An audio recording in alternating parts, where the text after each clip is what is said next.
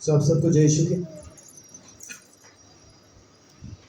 परमेश्वर का धन्यवाद कि एक बार फिर से हम उस जगह पे हैं जहाँ पे आके हम परमेश्वर के वचन से कुछ बातों को सीखते और समझने की कोशिश करते हैं। आज जो मैं आपके साथ बात करने वाला हूँ वो ऑलमोस्ट वही बात है जो हम अभी थोड़ी देर पहले कर ही रहे थे, प्रार्थना करते। और जब हम बात कर रहे थे तो मेरे मन में आ रहा था कि ये बात वही है जो हम प्रचार में भी सीखने पड़े। और वो अचानक से मतलब चीज़ें वैसा ही निकल के आ गई एक प्रेयर रिक्वेस्ट की वजह से। आज जो मैं आपके साथ बात करने वाला हूँ वो है turning away is falling away. माने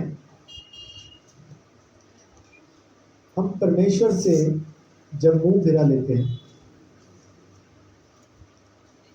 तो हम फिर गिरते हैं।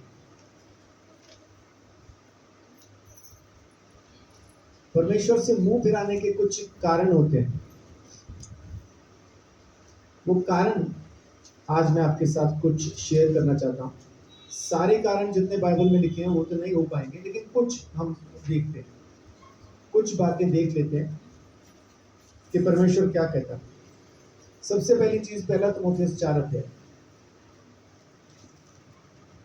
परमेश्वर के साथ चलते चलते परमेश्वर से जो मुड़ जाते हैं, उसके पीछे चलना छोड़ देते हैं,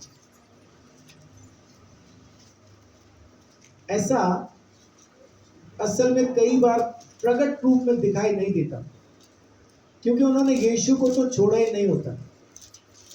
उनका प्रभु तो यीशु ही होता है, लेकिन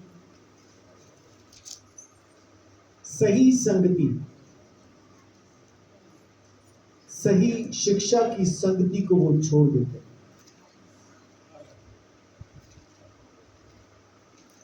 परमेश्वर का कलाम कहता है, उसका वचन कहता है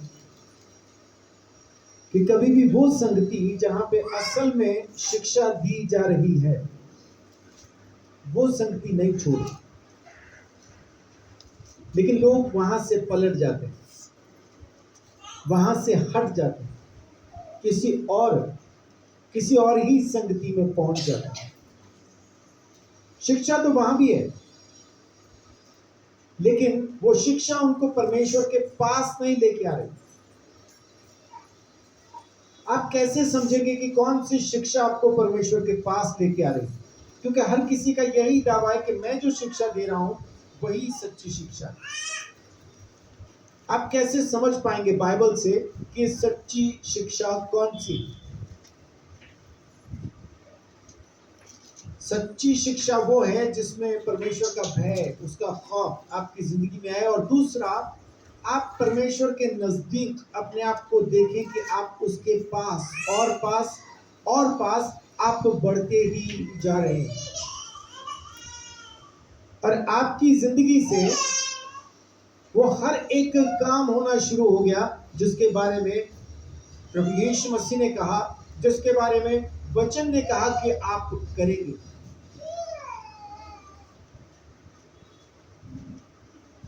जैसे आप स्कूल में जाते हैं, स्कूल में आपको जो टीचर पढ़ा रहे हैं वो पीएचडी हो सकते हैं, लेकिन वहां पे वन मैन शो नहीं। खाली टीचर जी ऐसे नहीं है जिन्होंने वो अचीव कर लिया, बाकी बस सारी जिंदगी बैठ के मास्टर जी से सीखते ही रहेंगे, खुद आगे कभी नहीं बढ़ेंगे। ऐसा नहीं है। टीचर की आखिरी कोशिश क्या है? हर कोई बढ़े, हर कोई बढ़े, सब बढ़े। तो असल शिक्षक या असल शिक्षा कौन सी है? जहां पे शिक्षक खुद चाहता हो कि आप बढ़े, और वैसी ही शिक्षा आपको मिल रही हो जो आपको परमेश्वर में बढ़ने के लिए सहायता करे। वन मैन शो नहीं। तुम मेरे पास आओ, मैं ही तुम्हारे लिए प्रार्थना करूंगा, मैं ही तुम्हारे लिए सब कुछ करूंगा, मैं ही हूं बस। कोरिया से एक ग्रुप उन्होंने मुझे अपने साथ ज्वाइन कराया कि हम आपको शिक्षा देना चाहते हैं। मैं बड़ी खुशी से ज्वाइन हुआ कि चलो शिक्षा मिल रही, वो भी घर बैठे मिल रही, और वो भी फ्री में मिल रही, लॉकडाउन के टाइम पे मिल रही। तो लो भाई शिक्षा लेते हैं। तो मैंने उनसे पूछा कि आपकी शिक्षा के पीछे ऐसा क्या कारण है कि मैं बड़ी खुशी के साथ दिल से आपसे ये शिक्षा हासिल करूं। उन्होंने कहा, यीशु मसीह ने 13 दृष्टांत जो बोले हैं, आज तक कोई उसका अर्थ नहीं जानता। पवित्र आत्मा ने हमारे ही पास्टर को बताया है उनके अर्थ क्या है। तो मैं समझ गया, झूठे शिक्षक। लेकिन मैं घर फ्री बैठा था तो मैंने ज्वाइन किया। रीना बोला करती थी, आपको मालूम है झूठे शिक्षक हैं तो क्यों सीख रहे हैं? मैं कि यही सीख रहा हूं कि ये क्या सिखा रहे ताकि मैं आगे समझा सकूं कि ये नहीं करना। उनकी झूठी शिक्षा का अंदाजा तो हो कि क्या शिक्षा दे रहे हो। लेकिन जैसे उन्होंने कहा कि सिवाय हमारे पास्टर के और कोई नहीं जानता, वही मुझे पता चल गया कि है तो झूठे शिक्षक, है तो ये कल्ट। लेकिन देखो क्या, तो ऐसा नहीं है कि उनके पास शिक्षा नहीं है, शिक्षा तो है उनके पास, लेकिन कुछ दूसरी ही है। पहली चीज, आप उससे हट क्यों रहे हैं? परमेश्वर से दूर क्यों जा रहे हैं? पहली चीज, भरमाने वाली आत्मा की वजह से। पहला तीमुथियुस 4:1। परंतु आत्मा स्पष्टता से कहता है कि आने वाले समयों में कितने लोग भरमाने वाली आत्माओं और दुष्ट आत्माओं की शिक्षाओं पर मन लगाकर विश्वास से बहक जाएंगे। जी, किस पर? भरमाने वाली आत्माओं पर और दुष्ट आत्माओं की शिक्षा पर। ये भरमाने वाली आत्माएं हैं, दुष्ट आत्मा है, दुष्ट आत्माओं की शिक्षा है। ये आपको यीशु से हटा के किसी और ही के पीछे चला देती है। अब वो सामने चलने वाला कोई भी हो सकता है।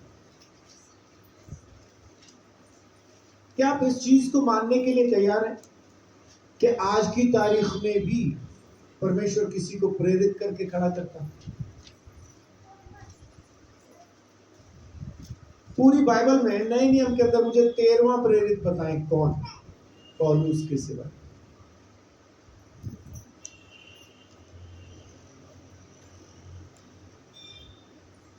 पौलुस के साथ डायरेक्ट यीशु मसीह ने एनकाउंटर करके उसको सीधा सीधा बुलाया अन्य जातियों को। उसके बाद और किसको कहा कि ये भी प्रेरित है? और किसी को नहीं कहा।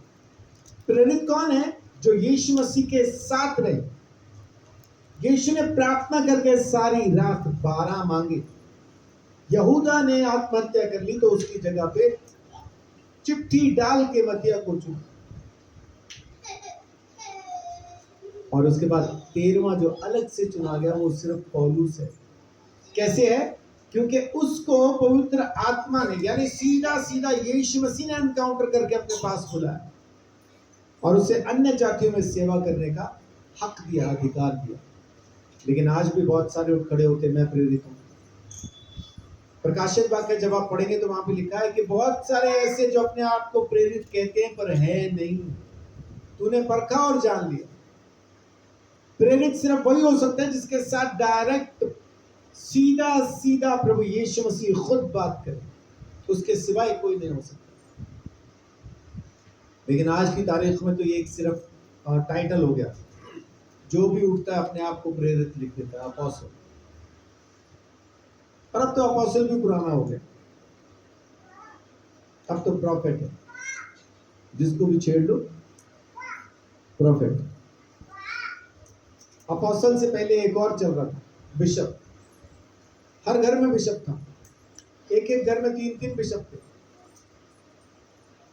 बाप भी बिशप, आगे दोनों बेटे भी बिशप। फिर अगर उनके पास बेटी है जिसके साथ ब्याह दी महीने भर के अंदर अंदर, वो भी बिशप। बात थी खाली सर्टिफिकेट, सर्टिफिकेट देना है बिशप।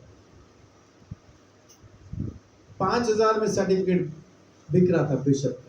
अब पता नहीं अब क्या रेट होगा, उस टाइम तो 5,000 में बिक रहा था। ये लोग क्या शिक्षा देंगे? जो खुद अपने नाम के सामने अपनी मर्जी से एक टाइटल लगा रहे हैं, अपनी मर्जी से वहां पे शिक्षा देना शुरू कर रहे हैं, ये क्या शिक्षा देंगे? इनकी शिक्षाएं कैसी होगी? आशीष की शिक्षा, परमेश्वर आशीष देने वाला। या फिर इनकी शिक्षा होगी दान के ऊपर, दशमांश के ऊपर, या फिर इनकी शिक्षा होगी चंगाई के ऊपर, बस। और लोग वही सुनने चाहते हैं, वही सुनना चाहते, वही सुनने के लिए जाते हैं। जहां पे डांट पड़ रही हो, जहां पे सच्ची शिक्षा दी जा रही हो, वहां बैठना दिक्कत वाली बात हो जाती है। लेकिन जब तक आप परमेश्वर से डांट खा के सीखेंगे नहीं, तब तक आप आगे बढ़ेंगे भी नहीं। बहुत जरूरी है कि परमेश्वर से हम सीखें, उसके साथ चलें। तो पहली जो चीज मैं आपके साथ शेयर कर रहा हूं कि परमेश्वर से हमें अलग कौन सी चीजें ले जाती हैं, कौन सी वो बातें हैं कि हमें परमेश्वर से दूर ले जाती हैं। पहली चीज, भरमाने वाली आत्मा, दुष्ट आत्मा की शिक्षा, ये हमें परमेश्वर से दूर ले जाती है। और सबसे खतरनाक चीज क्या है इसमें, कि परमेश्वर से दूर जाते हुए भी, परमेश्वर से दूर होते हुए भी हमें ये वहम रहता है कि हम तो प्रभु में ही हैं, हम तो यीशु में ही हैं, क्योंकि और कहीं तो जा ही नहीं रहे, हम तो यीशु में ही हैं। इस वहम में बहुत सारे लोग जी रहे हैं, बहुत सारे लोग जी रहे हैं।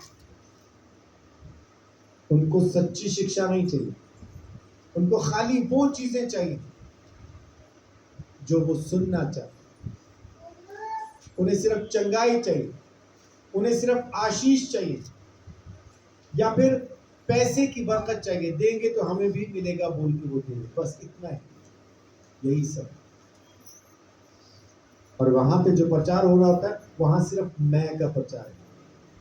मैंने कहा, मैं गया, मैंने किया, मैंने देखा, मैं कह रहा हूं, मेरी सुनो, मेरे पास आओ, मैं प्रार्थना करूंगा, मैं ही मैं हूं, दूसरा कोई नहीं। इस बात को समझने की जरूरत है। जब आप समझ पाएंगे तभी आप परमेश्वर के साथ बढ़ पाएंगे।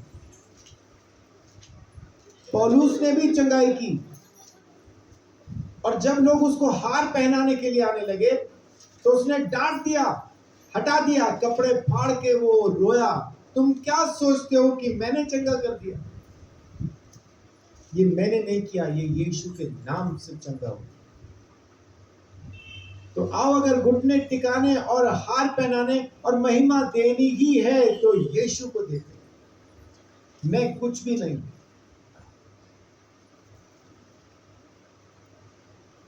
लेकिन तो भी बहुत सारे लोग आज वहीं जाना चाहते हैं जहां पे उनको एक बड़ा तामझाम, एक बड़ी भीड़ दिखाई देती है। तो पहली चीज, भरमाने वाली आत्मा है। भरमाने वाली आत्माओं के, उसके प्रभाव में आके, उन आत्माओं से प्रभावित होके लोग परमेश्वर से दूर जा रहे हैं। और दूसरी चीज उससे बिल्कुल मिलती जुलती है, झूठे शिक्षक, प्रेरितों 20 अध्याय। यहां पे पौलुस एक तरह से चेतावनी दे रहा है, एक तरह से उनको आगाह कर रहा है। 20 अध्याय उसकी 29-30 देखिए। मैं जानता हूँ कि मेरे जाने के बाद फाड़ने वाले भेड़िए तुम में आएंगे और झुंड को ना छोड़ेंगे। तुम्हारे ही बीच में से भी ऐसे ऐसे मनुष्य उठेंगे जो चेलों को अपने पीछे खींच लेने को टेढ़ी मेढ़ी बातें कहेंगे। जी जी, पौलुस पहले से उनको सावधान करे। प्रकाशित वाक्य 2 अध्याय। यहाँ पे भी एक कलीसिया को, एक चर्च को परमेश्वर का आत्मा ये बात कहता है। 2 का 14-15।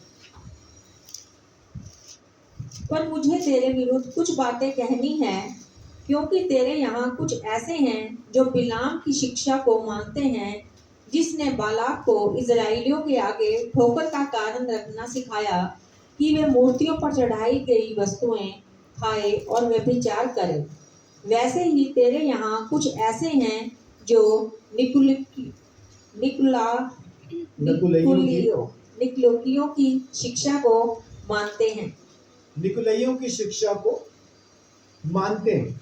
अब यहाँ पे बिलाम नबी के बारे में बात हो रही है। बिलाम नबी कौन? बिलाम वो जिसको राजा बालाक ने बुलाया था ताकि इस्राएलियों को श्राप दे सके, और उसने बार बार वेदियां बनाई, लेकिन परमेश्वर अपने लोगों को आशीष नहीं देता, क्योंकि जब ये पूछता था पवित्र आत्मा से तो पवित्र आत्मा उसको आशीष वचन ही देता था। इसने चालाकी करने की कोशिश की। आखिरी वेदी जब बनाता है, कहता मैं पूछूंगा ही नहीं, इस बार मैं पवित्र आत्मा से पूछने नहीं जाऊंगा, वेदी के पास खड़े खड़े ही आशीष या श्राप दे दूंगा। तो जैसा ही श्राप देने के लिए मुंह खोला, पवित्र आत्मा इसके ऊपर जबरदस्ती उतर आया, जोर से उतर आया, और फिर आशीष दे दिया। अब दिक्कत कहां थी कि इसको अपनी पेमेंट की फिक्र होने लगी कि राजा ने जिस पेमेंट पे मुझे बुलाया है, अगर मैं इनको श्राप दूंगा नहीं तो मुझे पेमेंट मिलेगी नहीं। तब इसने, जब आप देखेंगे गिनती 25 में, अभी पढ़ने की जरूरत नहीं उधर क्योंकि वो लंबा हो जाएगा। गिनती 25 में 1 से लेकर 9 तक जब आप पढ़ते हैं, आप लिख लीजिए, बाद में उसको आराम से पढ़िए। तब इसने बालाक को एक सलाह दी। सलाह क्या देता है कि अपने देवताओं की मूर्तियों के साथ अपने यहाँ की लड़कियों को उनके बीच में जाने दे। इससे क्या होगा? 2 चीजें, एक, वो उनके साथ मिलकर मूर्ति पूजा करना शुरू करेंगे और व्यभिचार में पड़ जाएंगे। अब ये नकुलाई जो थे, नकुलाई बोले तो एक आदमी जिसके पीछे इन्होंने चलना शुरू किया। क्या ये ऐसा आदमी होगा जिसका कोई प्रभाव ना हो, प्रभाव रहित कोई आदमी होगा, या प्रभावशाली होगा? यीशु मसीह के पीछे चलने वाला होगा या नहीं होगा? एक जमाना था जब ये यीशु मसीह के पीछे चलने वाला था। प्रेरितों 6 अध्याय, जब बुजुर्ग और विधवा औरतों के लिए खाने का इंतजाम करना पड़ा, तब 7 सुनाम लोग, कौन से वाले? सुनाम मतलब जिनका नाम अच्छा था, जो अच्छे लोगों में गिने जाते थे, वो 7 लोग चुने गए। 6 का 5 पढ़िए। यह बात सारी मंडली को अच्छी लगी और उन्होंने स्तिफनुस नामक एक पुरुष को, जो विश्वास और पवित्र आत्मा से परिपूर्ण था, और फिलिपुस और प्रख्यूरुस और निकानोर और तिमोर और परनिमास और अंताकियावासी निकुलस को, जो यहूदी मत में आ गया था, चुन लिया। अंताकियावासी निकोलस, ये वही शख्स था। एक जमाने में सुनाम था, पवित्र आत्मा से भरा था और सब कुछ छोड़ के प्रभु यीशु मसीह के पीछे चल दिया था। 6 अध्याय तक यीशु मसीह के पीछे चलना यहूदी मत ही माना जाता था, सिर्फ यहूदियों के लिए ही माना जाता था। और ये यहूदियों में आ गया, इसलिए बहुत सारे यहूदी जो शिक्षक थे वो खड़े होकर ये प्रचार करते थे कि अगर तुम यीशु में आ गए हो, यीशु के द्वारा तुम यहूदी मत में आ गए हो, तो तुम्हें खतना कराना जरूरी है। इसीलिए कहते थे। ये है वो, इंग्लिश में इसको कहेंगे निकोलस। एक जमाना ऐसा है जबकि इसको चुना गया, सुनाम लोगों में से एक था, लेकिन उसके बाद इसने एक शिक्षा यीशु मसीह के उसमें मिला दी। और वो क्या थी कि तुम मूर्ति पूजा भी कर सकते हो और साथ में व्यभिचार भी। इसीलिए वो कहते हैं कि तुम्हारे बीच में कुछ ऐसे हैं जो बिलाम की शिक्षाओं पर, नकुलइयों की शिक्षाओं पर चलते हैं। तो बहुत सारे लोग, अब ये ऐसा क्यों हुआ? क्योंकि ये प्रभु यीशु मसीह के वचनों में बना नहीं रहा, उसके वचनों से बढ़ के इसने अपनी जिंदगी में काम करना शुरू किया और लोगों को सिखाना भी शुरू कर दिया। ये झूठे शिक्षकों में आ गया और इसने वही काम करना शुरू कर दिया जो नहीं करना चाहिए। बिलाम ने भी यही किया था।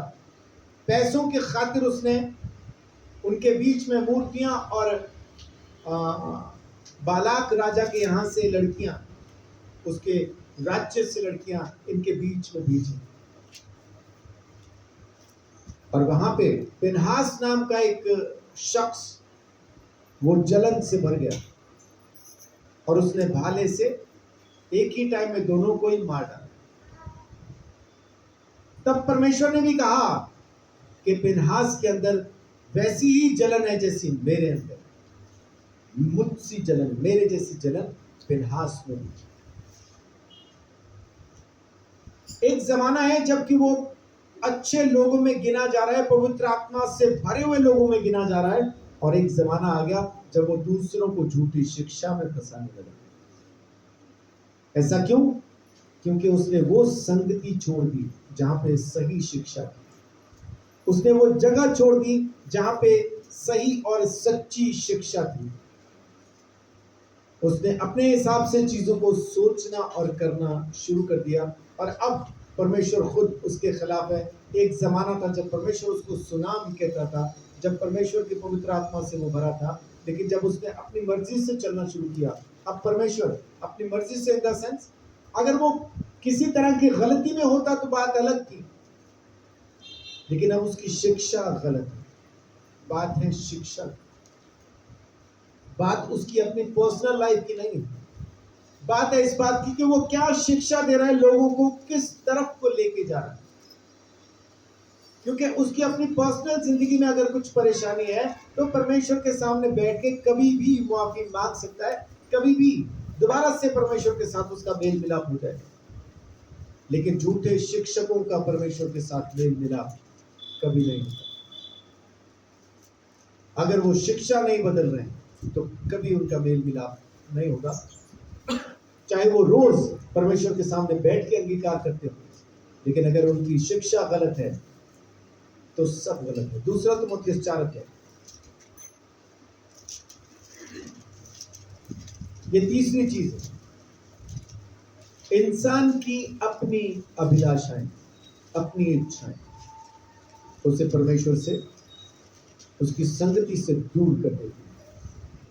दूसरा तीमुथियुस 4:3 और 4, क्योंकि ऐसा समय आएगा जब लोग खरा उपदेश ना सह सकेंगे, पर कानों की खुजली के कारण अपनी अभिलाषाओं के अनुसार अपने लिए बहुत से उपदेशक बटोर लेंगे और अपने कान सत्य से फेर फेर कर कथा कहानियों पर लगाएंगे।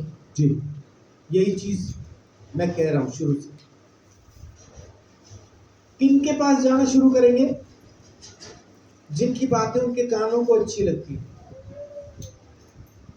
परमेश्वर तुम्हें आशीष देने वाला है, तुम्हारे घर में ये होने वाला है, तुम्हारे घर में वैसा होने वाला है, परमेश्वर तुझे सोने की टोपी पहनाने वाला है। आपने देखी कभी सोने की टोपी?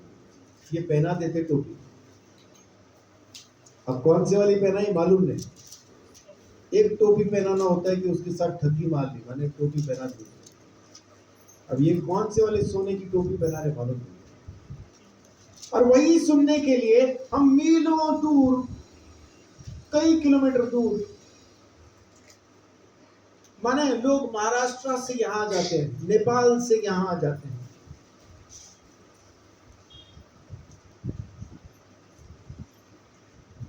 और महाराष्ट्र से जो आए उनके साथ मेरी बात हुई, वो कह रहे वैसे तो अब हमें आगे जाने की जरूरत नहीं, यहीं पे जवाब मिल गया, लेकिन आए हैं तो जाके आएंगे। आ जाओ। नेपाल से जो आए वो भी किसी तरह से मेरे पास ही पहुंचे, उनसे बात हुई तो उनका कहना था, ये सवाल मैंने बहुत सारे पास्टर को पूछा लेकिन कहीं जवाब नहीं मिला, लेकिन आपके पास सारे जवाब मिल गए। रो रो के मेरे साथ बैठ के प्रार्थना की और कहा अब मुझे जाने की जरूरत नहीं, लेकिन आई हूं तो एक बार जाओ। कानों की खुजली मिटाने के लिए प्रचारक ढूंढ रहे हैं।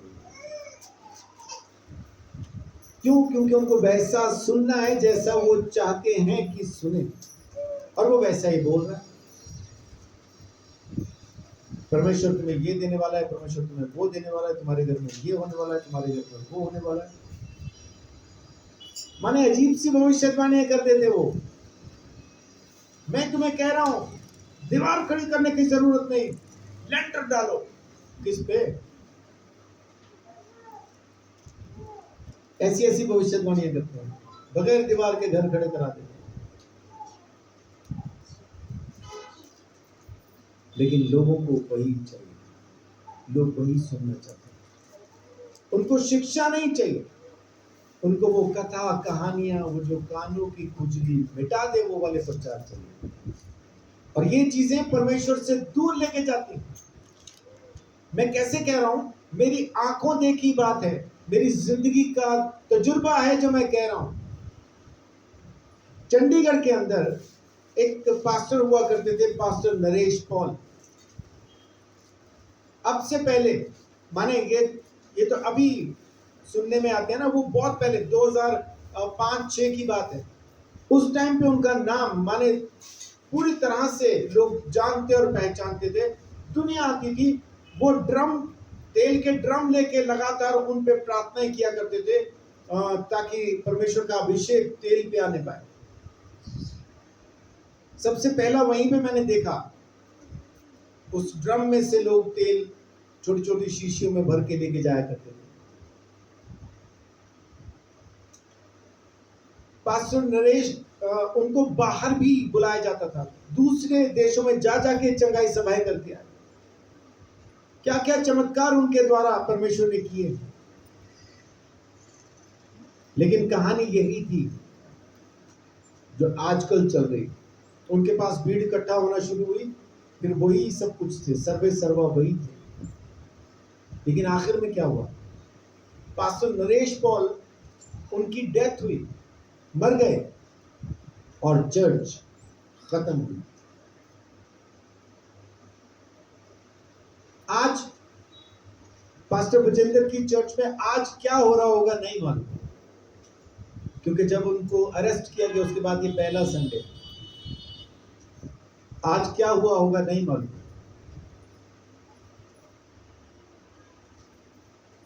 कान की खुजली मिटाने के लिए लोग कहां कहां जा रहे हैं। अब लोग जुड़ तो गए थे पास्टर नरेश पॉल के साथ, लेकिन जैसा ही वो मरे, उनकी चर्च में जितने भी आते थे वो आज तक किसी दूसरी चर्च में नहीं जुड़े। वो लोग बस उनके पास ही आते थे और उसके बाद वो किसी के पास शिक्षा हासिल करने नहीं गए। उन्हें यीशु मसीह नहीं चाहिए था, उन्हें चाहिए था नरेश पॉल। और कोई भी नरेश पॉल अमृत पी के अमर फल खा के पैदा नहीं हुआ। किसी की भी उम्र तय नहीं है कि वो कब तक जिंदा रहेगा। लेकिन जैसा ही वो जाता है उसके बाद क्या? उसके बाद सब खत्म हो जाता है, सब सुनसान हो जाता है, सब कुछ उजाड़ हो जाता है, कुछ भी बाकी नहीं बचता। पास्टर नरेश पॉल के भाई राजेश पॉल आज भी सेवा करते हैं, लेकिन वो चर्च उनको नहीं मिल पाया, उस चर्च को वो संभाल नहीं पाए। लोग आए ही नहीं उसके बाद। नरेश पॉल नहीं तो चर्च नहीं, क्योंकि पास्टर नरेश पॉल उनको यीशु के साथ नहीं जोड़ पाए। ऐसा ही जितने भी ये कानून की खुजली मिटाने वाले प्रचारक हैं, ये लोगों को यीशु के साथ नहीं जोड़ पाते, खाली खुद के साथ ही जोड़ते। और लोग जैसे सलमान खान को, अमिताभ बच्चन को, फिल्म स्टार्स को, सेलिब्रिटीज को देखने के लिए मरे जाते हैं ना, वैसे इनको भी देखने के लिए लोग मरे जाते हैं। एक बार उनको छू लें, हाथ लग जाए, तो माने इन्हें लगता है कि जैसे हमने बस यीशु को छू लिया। ये चीजें लोगों को परमेश्वर से दूर कर रही, ये चीजें लोगों को यीशु मसीह से दूर कर रही। इसलिए सावधान चर्च, कलीसिया, सावधान। आपके आसपास ऐसे लोग आएंगे, हो सकता है आपको भरमाने की भी कोशिश करें, लेकिन आप उन्हें संभालो, उनको वापस यीशु के साथ जोड़ो, उनके साथ मिलके आपको और कुछ नहीं करना। सो परमेश्वर का धन्यवाद कि अपने कलीसिया में ऐसा कुछ नहीं है ना। सबने शिक्षा पाई और शिक्षा में ही रहना चाहते हैं। और बाय चांस अगर किसी की जिंदगी में ऐसा गलती से थोड़ा सा भी आ गया है तो लौट के आए, क्योंकि ये हमेशा के लिए आपको परमेश्वर से अलग करने की एक साजिश है। और ये अनजाने में होगा, अनजाने में हमें यही लगेगा कि मैं तो यीशु के साथ भी हूं, लेकिन होंगे नहीं, हम जुड़ जाएंगे किसी और के साथ। यीशु को भी लोग पापा कहते हैं, जीसस पापा। अभी बहुत सारे और भी पापा आ गए, और वचन में लिखा है जमीन पे किसी को पापा नहीं कहना, जिसने तुम्हें पैदा किया उतना ही काफी, अलग से किसी को और को पापा कहने की जरूरत नहीं। लेकिन अभी तो है भाई, ढेर सारे पापा है ना। सबके नंबर अगर फोन में सेव करने पड़े तो कैसे करेंगे? पापा 1, पापा 2, पापा 3। नूर भी हंसना होता है इसका। सो विवेक, सावधान, ऐसा नहीं होना चाहिए। और फिर इसी अध्याय के अंदर दूसरा तीमुथियुस 4 के अंदर ही 4 का 10 जब आप पढ़ेंगे तो है संसार की अभिलाषा। संसार से प्रेम की वजह से लोग परमेश्वर से अलग, परमेश्वर से दूर हो जाते। देखिए क्या लिखा है 4 का 10 में। क्योंकि देमास ने इस संसार को प्रिय जानकर मुझे छोड़ दिया और थिस्सलुनीके के को चला गया है। क्रेकेस, गलातियों और तीतुस दलमतिया को चला गया है। जी, अब यहाँ पे देमास के बारे में लिखा, किस वजह से चला गया मुझे छोड़ के? संसार को प्रिय जानकर, संसार से प्रेम करने की वजह से। ये कौन सा समय था? ये वो समय है जब पौलुस जेल में है, जब वो अपनी ट्रायल्स के लिए, मतलब उसका क्या होगा इसका इंतजार कर रहा है। उस टाइम पे देमास पौलुस को छोड़ के गया कहां? थिस्सलुनीके, एक अमीर शहर में चला गया, एक ऐसी जगह चला गया जहां पे वो आराम से जी सकता था, खा पी सकता था। बहुत बार क्या होता है कि जब हम किसी परेशानी में हो, किसी समस्या में हो, पैसे की खास तौर से लगा लें, या किसी भी तरह की कोई परेशानी, बीमारी की परेशानी, किसी झगड़े की परेशानी, किसी भी चीज की परेशानी में हो, उस टाइम पे हम कुछ ऐसा ढूंढना शुरू करते हैं जहां से हमें सब कुछ तुरंत जल्दी वापस मिल सके। मिरेकल मनी, क्या हम इस पे विश्वास कर पाए थे?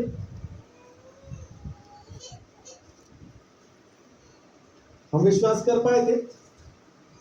नहीं कर पाए थे। फिर क्या किया था हमने? हाँ जी, फिर इस चीज को हमने चेक किया अपने चर्च में, अपने चर्च में ही चेक किया मिरेकल मनी ऐसा होता है क्या, ऐसा बोल के चेक किया। प्रार्थना की मिरेकल मनी के लिए, चलो मैंने की। फिर क्या हुआ? कुछ लोगों के पास सच में पैसे आ गए, जिसमें मुझे 2 नाम तो याद है, एक तो हाबिल था, एक पिंकी थी।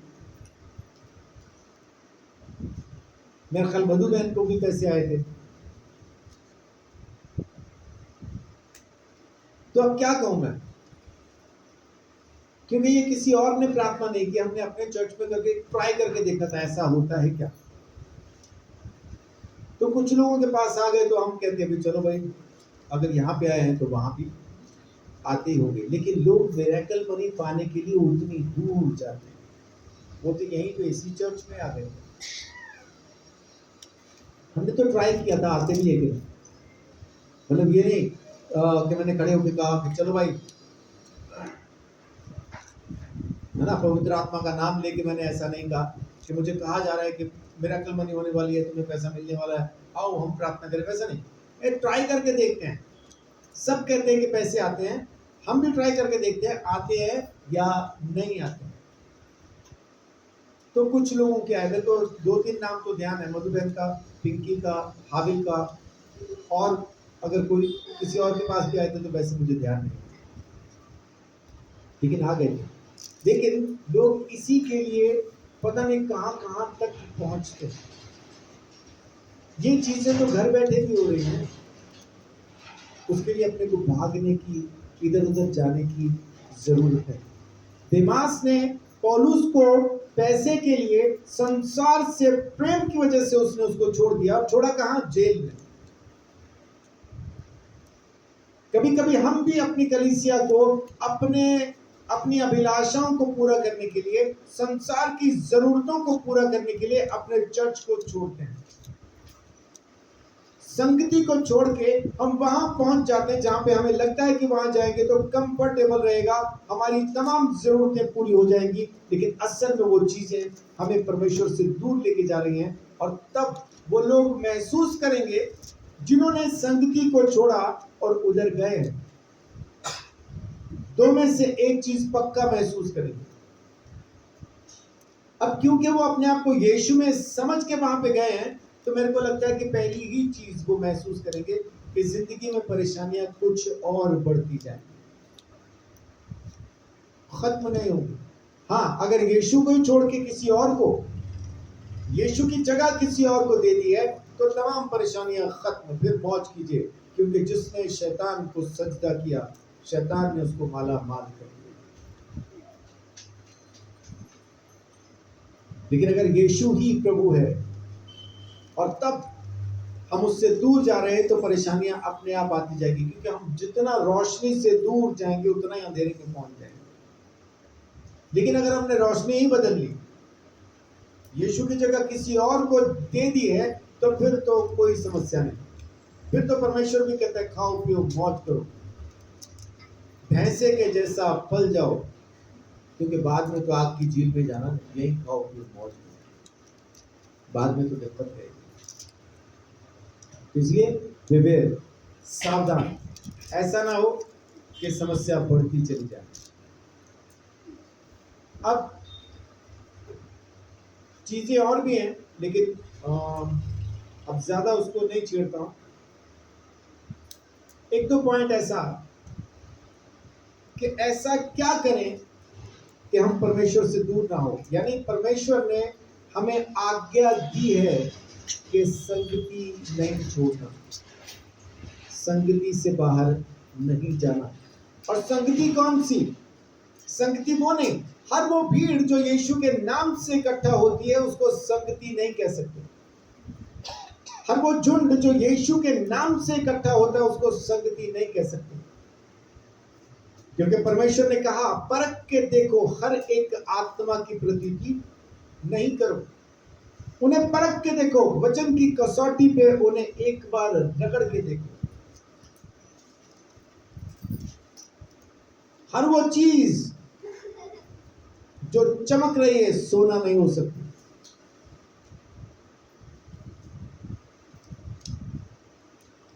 हर वो चीज जो सोने जैसी दिखाई देती है, पीले रंग का मेटल है, इसका मतलब ये नहीं है कि जितने भी पीले रंग के मेटल हैं सारे के सारे सोना ही है। आर्टिफिशियल ज्वेलरी के अंदर जब आप जाके देखेंगे जो थोड़ा सा महंगी आर्टिफिशियल ज्वेलरी है, वो सोने से ज्यादा अच्छी दिखाई देती है। सोना उसके साथ रखो, सोना नकली लगता है, वो वाली असली लग रही होती है।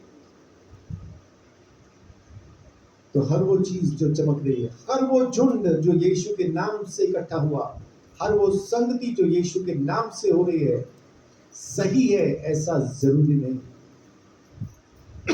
क्योंकि यीशु के नाम से झूठे शिक्षक भी लोगों को अपने पास इकट्ठा करते और झूठी शिक्षा देते, परमेश्वर के अनुग्रह से उनको दूर पहुंचा देते।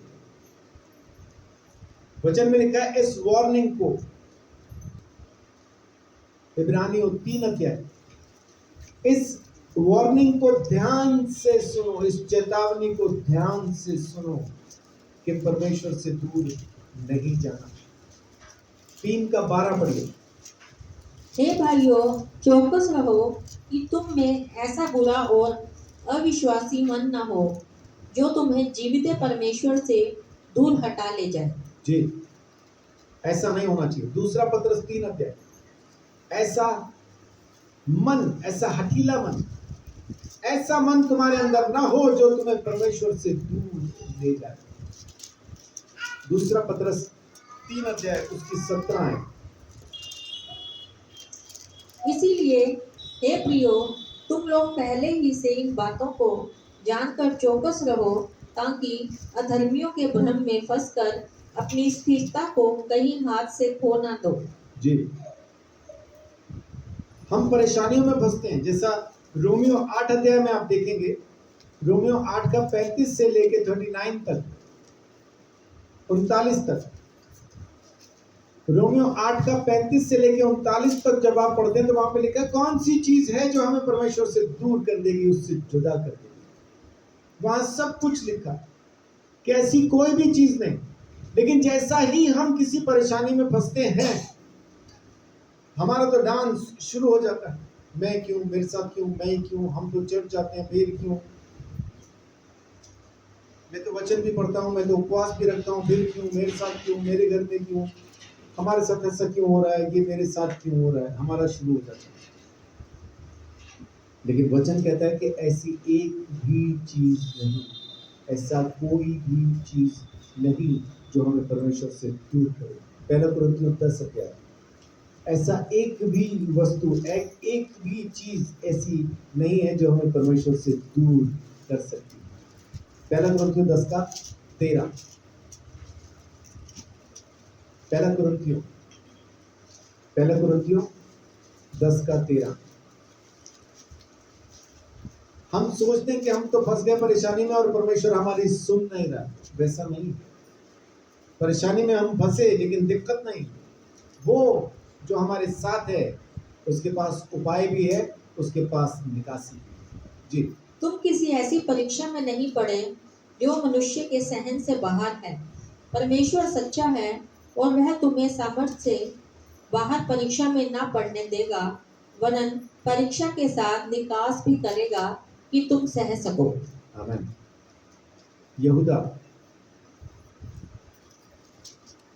परीक्षा में पड़ जाना ये कोई नई बात नहीं है, लेकिन पढ़ने के बाद उससे सवाल पूछना शुरू करना, उसको कहना शुरू करना, ये क्यों हो रहा है, वो क्यों हो रहा है, तू मेरी क्यों नहीं सुन रहा है, हम परेशानी से निकल क्यों नहीं रहे हैं, ऐसा क्यों हो रहा है, वैसा क्यों हो रहा है, ये हम उसको पूछ नहीं सकते। क्यों? क्योंकि उसने पहले कहा जो तुम्हारे सहने के बाहर है, ऐसी किसी परीक्षा में तुम कभी नहीं पड़े, ऐसी परीक्षा में तुम कभी नहीं पड़े, और ऐसी कोई परीक्षा है भी नहीं जिसमें से परमेश्वर निकलने का उपाय ना दे, जिसमें से परमेश्वर हमें निकलने का उपाय ना दे। यहूदा का खत, प्रकाशित वाक्य से पहले, यहूदा का खत उसकी 24-25। अब जो तुम्हें ठोकर खाने से बचा सकता है और अपनी महिमा की भरपूरी के सामने मगन और निर्दोष करके खड़ा कर सकता है, उस एकमात्र परमेश्वर हमारे उद्धारकर्ता की महिमा और गौरव और पराक्रम और अधिकार हमारे प्रभु यीशु मसीह के द्वारा जैसा सनातन काल से है, अब भी हो और युगायुगों रहे। आमीन। आमीन। तो वही है जो हमें निकाल सकता है, वही है जो हमें पूरी तरह से संभाल सकता है, तो बस उसमें बने रहना जरूरी है। Turning away is falling away. अगर हम परमेश्वर से मुंह मोड़ रहे हैं, परमेश्वर से इन द सेंस उसकी सच्ची संगति से, उसकी सच्ची शिक्षा से अगर हम मुंह मोड़ रहे हैं तो उसको परमेश्वर से ही मुंह मोड़ना कहते हैं। तो समझ लीजिए कि फिर हम गिर रहे हैं, हम संसार की तरफ झुक रहे हैं, हम उन बातों की तरफ झुक रहे हैं जिसके लिए परमेश्वर ने हमें मना किया। हम वहां पहुंच रहे हैं जहां पे परमेश्वर नहीं है। हम अपनी इच्छाओं को, अपनी चीजों को, सिर्फ अपने कामों को पूरा करने के चक्कर में वहां पहुंच जाते हैं जहां पे परमेश्वर नहीं होता। उसकी संगति से भागते हैं, उसके वचनों से भागते हैं। बहुत सारे चर्च के अंदर जो शिक्षाओं की क्लासेस हैं नहीं हो पाती। क्यों नहीं हो पाती? क्योंकि लोगों को शिक्षा नहीं चाहिए। परमेश्वर का धन्यवाद कि अपने साथ ऐसा नहीं। अपना चर्च जब चाहता है एक शिक्षा का प्रोजेक्ट कह लो या कुछ ऐसा कह लो शुरू करता है तो लोग आते हैं, अपनी इच्छा से आते हैं।